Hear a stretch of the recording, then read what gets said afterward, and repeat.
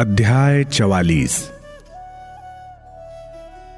देवकी और वसुदेव जेल में बंद इस प्रकार रह रहे थे कि उनमें और पागलों में कोई भेद कर पाना कठिन था।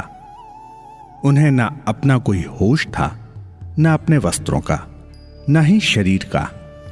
तन पर बहुत ही मैले और फटे कपड़े, सिर पर बड़े बड़े बाल जो बुरी तरह उलझे और बिखरे हुए थे। शरीर सूख कर कांटा हो गया था। ना उन्हें अपने खाने का होश था, ना पहनने का। गुमसुम चुपचाप बैठे रहते।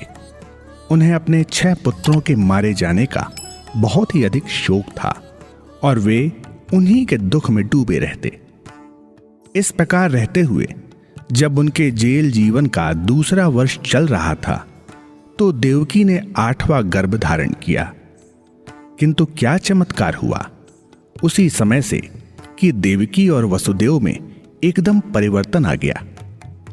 जहां वे सूख कर कांटे हुए जा रहे थे, वहां अब वे स्वस्थ और प्रफुल्लित, पूर्ण विकसित कमल से खिल उठे। उनमें एक अद्भुत कांति आ गई।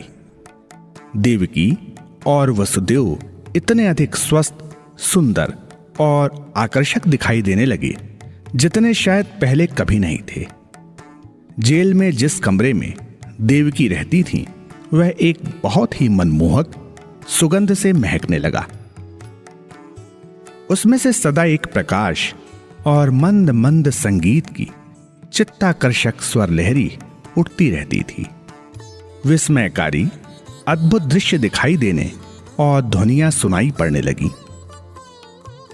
देवकी और वसुदेव को इन सब का पूर्ण रूप में अनुभव हो गया था, किंतु कंस को यह सब कुछ बताने की उनमें हिम्मत नहीं थी। वे उससे बहुत ही अधिक भयभीत थे कि वह निर्मम हत्यारा कहीं गर्भ के ही टुकड़े टुकड़े ना कर दे। वे अपने होने वाले पुत्र के अद्भुत भविष्य के संबंध में बहुत ही व्यग्र और चिंतित थे और सदा उसके विलक्षण भविष्य के संबंध में उत्सुक और बेचैन रहते थे। उधर कंस वह भी जान गया था कि अब उसका समय निकट आ पहुंचा है और वह बड़ी तीव्र गति से आगे बढ़ता जा रहा है, किंतु फिर भी वह मोह और मद में बिल्कुल अंधा हो गया था। वह अपने साम्राज्य का एक छत्र सम्राट था। उससे कोई प्रश्न नहीं कर सकता था कि वह क्या और क्यों करता है। उसकी षड्यंत्रकारी प्रवृत्ति थी और उसके द्वारा उसने यदु, वृष्णि, भोज और अंधक राजमंडलों को जीतकर अपने साम्राज्य में मिला लिया था। वह इतना स्वेच्छाचारी और क्रूर तानाशाह था कि उसने स्वयं अपने पिता उग्रसेन को भी जेल में बंद कर रखा था और सदा उसकी इच्छा ही सर्वोपरि थी। जब शुकदेव जी ने यह कथा महाराज परीक्षित को सुनाई तो वे बोल उठे, ओहो, क्या मूर्खता थी यह भली प्रकार जानते हुए भी कि मेरा अंत सन्निकट है, यह जानते हुए भी कि जो आकाशवाणी हुई थी वह निश्चित रूप से सत्य सिद्ध होगी, कभी असत्य नहीं हो सकती। क्या कभी कंस ने अपने क्रूर कृत्यों और जघन्य पापों पर मोह, क्रोध और अभिमान के अंधे और पागलपन पर विचार नहीं किया? यह वास्तव में एक अविश्वसनीय सी बात लगती है।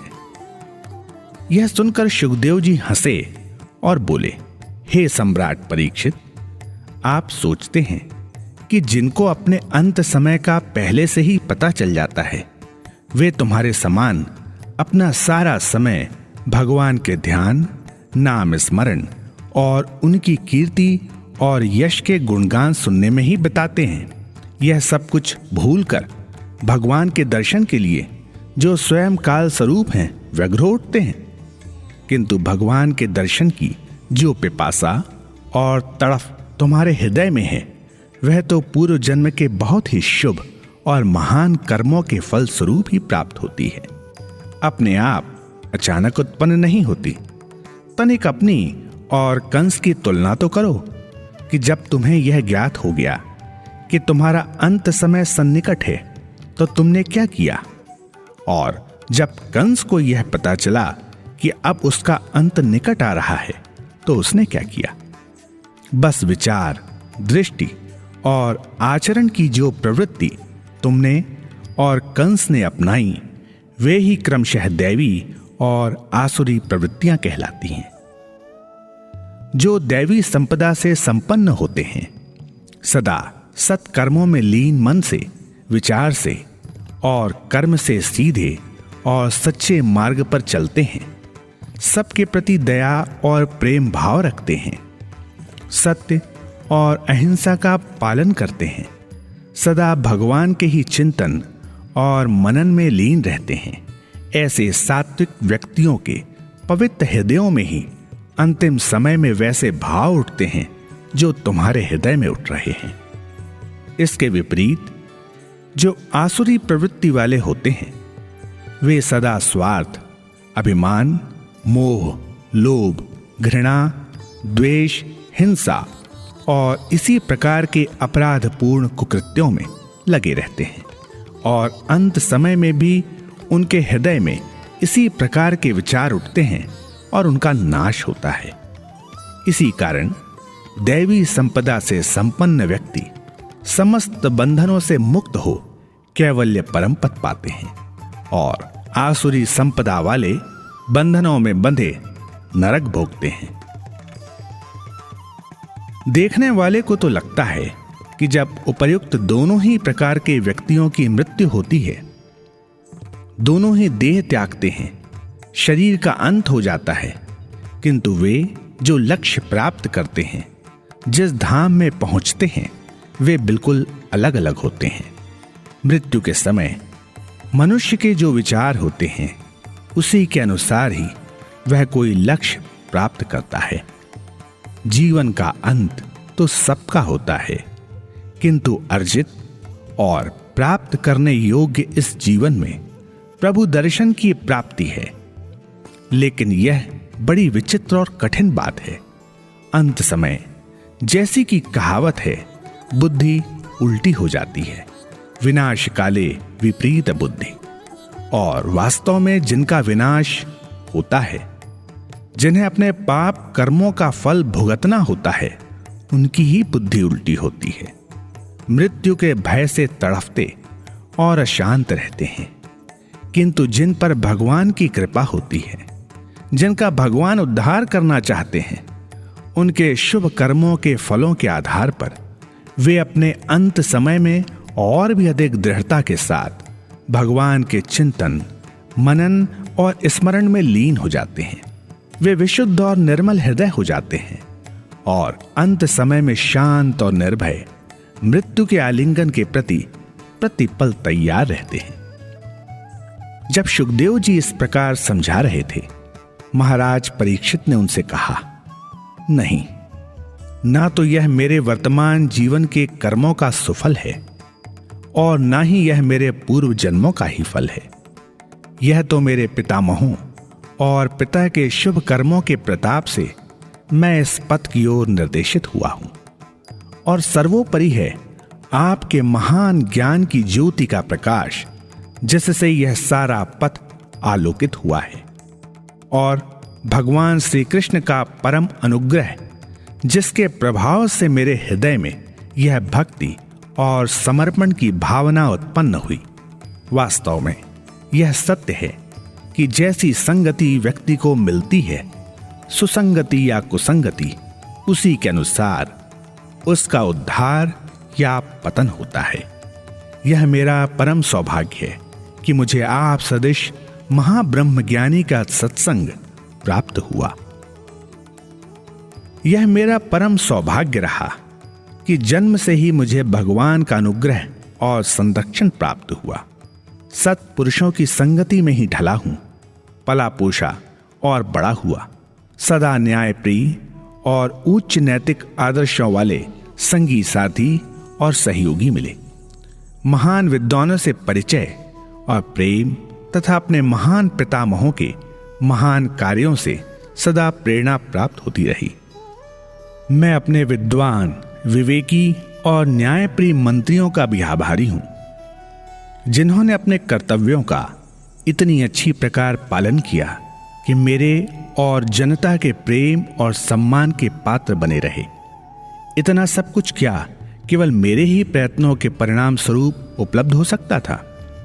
कोई बीज कितना भी अच्छा हो, यदि भूमि उसके लिए उपयुक्त ना हो, उपजाऊ ना हो, खाद पानी और अच्छी देखभाल ना हो, तो भला फसल अच्छी कैसे प्राप्त होगी?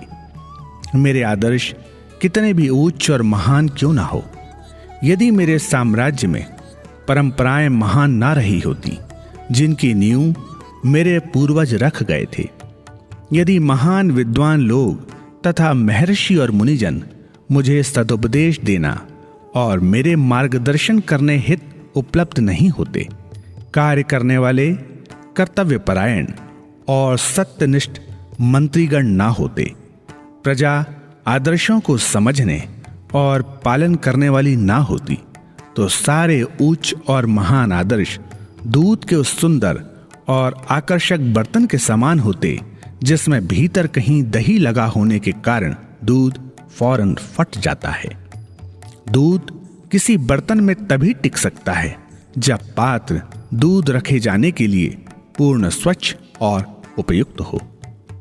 यदि मेरे आदर्शों को वे अपना आदर्श समझकर कार्य ना करते, तो सारे आदर्श कपूर की तरह उड़ जाते और अपनी चापलूसी करने वालों के चंगुल में पड़कर मैं बुराइयों का घर बन गया होता और दूसरा क्रूर कंस कहलाता। इसलिए मैं तो इस परिणाम पर पहुंचता हूं कि कंस के पाप कर्मों का उत्तरदायित्व किसी एक सीमा तक कंस के मंत्रियों, दरबार के विद्वानों और पंडितों, उसके परामर्शदाताओं और शुभ चिंतकों तथा वरिष्ठ प्रजाजनों को भी है। क्योंकि किसी भी राज्य में जो बुराइयां होती हैं, वे किसी न किसी रूप में उस राज्य के विद्वानों, मंत्रियों, वरिष्ठ जनों तथा प्रजाजनों में होती हैं और उन्हीं का राज्य पर प्रभाव पड़ता है। मेरे इस कथन की सत्यता की पुष्टि तो आप ही कर सकने में समर्थ हैं, किंतु इन सब बातों से, व्यक्तियों और उनके दोष गुणों के विश्लेषण से मेरा क्या प्रयोजन? अपने जीवन के अंतिम क्षण में इन सब बातों में क्यों व्यर्थ गवाऊं? हे गुरुवर, अब तो आप मेरा प्रत्येक क्षण अपनी अमृत वाणी से और मेरे प्राण धन गोपाल के जन्म की कथा सुनाकर पावन बना दीजिए। इस प्रकार प्रार्थना करते हुए महाराज परीक्षित शुकदेव जी के चरणों में नतमस्तक हुए और फिर आंखें बंद कर दत्त चित्त हो उत्कंठा के साथ प्रमुदित मन से शुकदेव जी से आगे की कथा सुनने लगे। शुकदेव जी ने कहा, हे राजन, वास्तव में देवकी के 7वें गर्भ को भगवान ने उसकी रक्षा के लिए, क्योंकि भगवान शेष जी ही देवकी के उस गर्भ में थे, योग माया के सहयोग से गोकुल में वसुदेव की दूसरी पत्नी रोहिणी के गर्भ में स्थित कर दिया था। रोहिणी के उस गर्भ से जो बालक जन्मा वह बड़ा ही बलवान तथा आकर्षक था और अत्यंत भोला, विनम्र और बुद्धिमान भी था। कुलगुरु गर्ग जी ने उस बालक का नाम बलराम रखा, क्योंकि वह देवकी के गर्भ से रोहिणी के गर्भ में स्थापित हो जन्मा था। इसलिए उस बालक का नाम संकर्षण भी रखा। देवकी के 8वें गर्भ का 9वां माह चल रहा था। देवकी और वसुदेव के प्राण हथेली पर थे कि न जाने किस क्षण क्या हो। बच्चा होने वाला था, न जाने कंस क्या करेगा। एक से एक भयानक कल्पनाएं उठती थीं। वे असहाय और दुखी थे। भूख और नींद दोनों ही भाग गई। गर्भ का 9वां महीना निकल गया तो कंस और भी अधिक सावधान और कठोर हो गया तथा यह सुनिश्चित करने के लिए कि जन्म लेते ही बालक को कहीं वहां से गायब ना कर दिया जाए, उसने और भी अधिक कड़ा बंदोबस्त किया। उसने आदेश दिया कि देवकी और वसुदेव को उनकी कोठरी में भी हथकड़ियां और बेड़ियां लगाकर रखा जाए। कोठरी के दरवाजों को और अधिक ताले लगवा दिए जाएं। जेल के दरवाजों और चारों ओर अधिक सशक्त और बलशाली सिपाहियों का पहरा लगा दिया गया। उसने कड़े आदेश दिए कि हर 5 मिनट बाद यह देख लिया जाए कि कोठरी में दोनों कैदी मौजूद हैं। कंस बहुत ही बेचैन था कि न जाने बालक के जन्म लेने पर उसका क्या होगा। उसकी स्वयं की भी नींद भाग गई। वह भी बहुत सशंकित और चिंतित था। किंतु ईश्वर की इच्छा को कौन रोक सकता है? होनी प्रबल है। क्या ईश्वरीय रहस्य की कोई थाह पा सकता है? क्या उसे कोई प्रकट कर सकता है? मूर्ख हैं वे लोग जो सत्य को पा नहीं सकते। ईश्वर की सत्ता, शक्ति और सामर्थ्य को समझ नहीं सकते। जिनका न ईश्वर में विश्वास है, सदा इस भ्रम के जाल में बने रहते हैं कि सब कुछ उनके प्रयासों से ही होता है, उनकी योजनाओं से ही उनकी रक्षा हो सकती है। किंतु वास्तविकता तो यह है कि ईश्वर की कृपा के बिना किसी को कोई सफलता नहीं मिल सकती। भगवान की इच्छा के बिना पत्ता भी नहीं हिलता। परंतु इसका अभिप्राय यह भी नहीं है कि निष्क्रिय और अकर्मण्य बन जाएं और हाथ पर हाथ धरकर कुछ भी ना करें। जो कुछ होना है अपने आप होगा ही। सब कुछ जब प्रभु की इच्छा से ही होता है, मनुष्य को प्रयास करने की क्या आवश्यकता? यह दृष्टिकोण दूषित है। मनुष्य का कर्तव्य है, उसके लिए अनिवार्य है कि वह कर्म करे। भगवान ने जो कुछ शक्ति, बुद्धि, विवेक, कौशल दिया है, उनका सदुपयोग करे। फिर यह चिंता ना करे कि उनका क्या परिणाम निकलेगा। वह सब कुछ भगवान की इच्छा पर छोड़ दे, क्योंकि ईश्वर की कृपा के बिना प्रत्येक कर्म व्यर्थ हो जाएगा। एक रात कारागार की कोठरी के फर्श पर पड़े हुए देवकी को प्रसव पीड़ा होने लगी। वह उसी क्षण दीपक की लौ को देखते हुए ध्यान करने लगी और अपने आप से प्रश्न करने लगी, अब मुझे क्या होगा? मेरे साथ क्या होगा? मेरे भविष्य में आगे अब और क्या लिखा है? अचानक दीपक की लौ बुझ गई और सघन अंधकार छा गया। उस अंधकार में उसे एक प्रकाशवान आकृति अपनी दिव्य आभा बिखेरती हुई सामने दिखाई दी। उसे विस्मय हुआ कि वह कौन हो सकता है। भयभीत हुई उसने वसुदेव को पुकारा। वह सोच रही थी कि कहीं उस रूप में कंस तो नहीं आ गया। संदेह और भ्रम में पड़ी उस आकृति को पहचान पाने में अपने आप को बिल्कुल असमर्थ पा रही थी। अचानक ही उस आकृति का रूप बदल गया। चतुर्भुज रूप था। शंख, चक्र और गदा धारण किए चतुर्हस्त अभय मुद्रा में थे।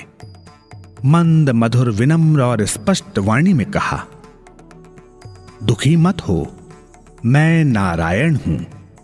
मैं ही कुछ क्षण पश्चात तुम्हारे पुत्र के रूप में जन्म लेने वाला हूं। जैसा मैंने तुम्हारी तपस्या के फलस्वरूप दर्शन दिए थे और वचन दिया था, मैं तुम्हारे सारे संकट दूर कर दूंगा। मेरे संबंध में उत्सुक मत हो, किंतु जो नाटक होने वाला है उसे दृष्टा मात्र बनकर देखते रहो। 14 भुवनों में ना तो अभी तक कोई ऐसा उत्पन्न हुआ है और ना ही होने वाला है जो मुझे तनिक सी भी क्षति पहुंचा सके।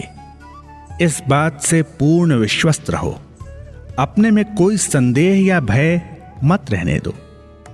जो बालक तुम्हें होगा उसके प्रति प्यार और मोह के कारण यदि तुम्हें तनिक भी चिंता या भय अथवा मन में कोई शंका होगी तो तत्काल कोई ना कोई ऐसा चमत्कार होगा कि उससे मेरी प्रवृत्ति प्रकट हो जाएगी। जैसे ही मैं जन्म ग्रहण करूंगा, तुम्हारी हथकड़ियां और बेड़ियां स्वतः ही खुलकर गिर पड़ेंगी। कारागार के द्वार खुल जाएंगे। उसी समय बिना किसी को ज्ञात होने देते हुए मुझे गोकुल ले जाना और नंद के घर में उनकी पत्नी यशोदा की बगल में लिटा देना और उसकी बगल में से उसी समय जन्मी कन्या को उठा लाना। यशोदा को भी इसी समय प्रसव वेदना हो रही है। वह उस बालिका को जन्म देने वाली हैं। उस कन्या को लाकर अपने पास जेल में रखना, तब कंस को सूचित करना। जब तक तुम कंस को समाचार नहीं भेजोगे, तब तक ना तो मथुरा में और ना ही गोकुल में तुम्हें कोई देख पाएगा और ना ही पहचान पाएगा। मैं इसकी पूर्ण व्यवस्था कर दूंगा। इस प्रकार देवकी और वसुदेव को दिव्य स्वरूप के दर्शन और आश्वासन देकर वह स्वरूप पुनः एक प्रकाश पुंज में परिवर्तित हो देवकी के गर्भ में प्रवेश कर गया और कुछ ही समय के पश्चात एक बालक का जन्म हुआ। ब्रह्म मुहूर्त था। विष्णु की माया ऐसी व्यापी कि सब निद्रा में ग्रस्त हो गए। ब्रह्म मुहूर्त में सुबह के 3:30 बजे थे। सारे चौकीदार, पहरेदार बेसुध अचेत थे, मानो काट के लकड़े पड़े हों। वसुदेव के हाथ की हथकड़ियां और बेड़ियां उसी क्षण स्वतः ही खुलकर नीचे गिर गईं। जेल के दरवाजे खुल गए। यद्यपि सघन अंधेरी रात्रि थी, फिर भी हर्ष से विभोर कोयल कूक उठी और तोते स्वर्गिक आनंद की घोषणा करने लगे। आकाश में तारों की जगमगाहट तेज हो गई, मानो वे प्रसन्नता से मुस्कुरा रहे थे। इंद्रदेव मुदित हो इस अवसर पर जल वर्षा कर रहे थे। आसपास पक्षी मधुर स्वरों में कलरव गान कर रहे थे। वसुदेव ने तत्काल अनुभव किया कि यह सब प्रभु के प्रताप से हुआ है, भगवान के जन्म लेने के शुभ संकेत हैं। जैसे ही उन्होंने नवजात शिशु पर दृष्टि डाली तो विस्मित रह गए। वसुदेव को अपनी आंखों पर विश्वास नहीं हुआ कि क्या यह सब कुछ सच था। कोई आंखों का भ्रम या स्वप्न तो नहीं था। वह जड़वत खड़े रह गए, मानो एक खंभा है।